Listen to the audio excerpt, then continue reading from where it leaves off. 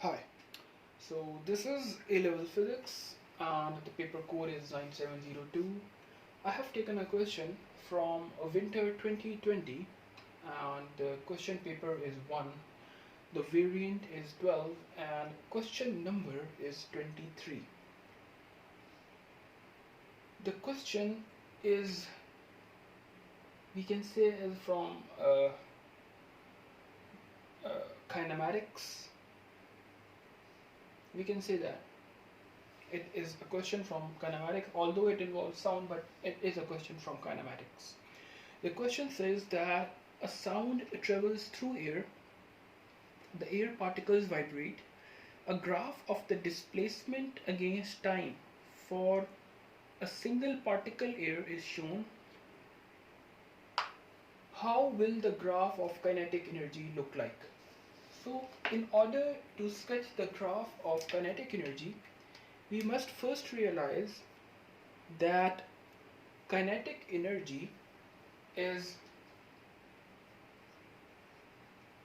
half mv square. So this v square is an important thing over here. That whatever the velocity would be, it would square up. So let's move on to the next thing. We must also realize that this is a displacement time graph and a gradient of a displacement time graph is velocity. So what we can say is that, let's suppose the graph and sketching is over here. Whenever the gradient is 0, the velocity would become 0 because at these points, at this point it's horizontal, the gradient is horizontal, so it's 0. So what we can say is that over here it's 0 and over here it's also 0 and 0 square is also 0. So half mv square applying the v square, v also becomes square also becomes 0. So this over here and over here it would be 0. Over here it would also be 0.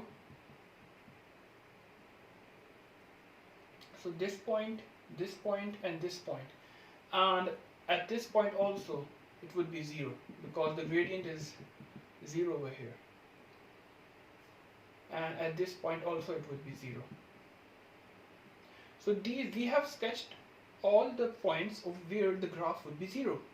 Now let's see where the velocity would be maximum. The velocity would be maximum over here. At this point the velocity would be maximum. Whatever this maximum value is, when it gets squared, it gets to a single value, which is, I assume, this.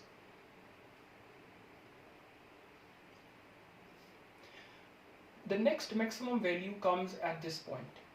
You see, this is a maximum, positive maximum, and this is a negative maximum. So this negative maximum, when it's squared, it also becomes the same value as the positive maximum. So these are the two maximum values. Now the next maximum value is over here. So this is another maximum value at this point. You see, the gradient is steepest at this point. It's steepest at this point and then it decreases to a value of 0. So what we are doing simply is analyzing the gradient, how it is behaving in this graph, and just plotting the points. So over here it's a maximum and over here it's also maximum. So the same point can be plotted over here. So we have our points, and what we can do simply is connect all those points. If we connect all those points, we would get EK versus time graph, which would be, how would it be? It would be something like this.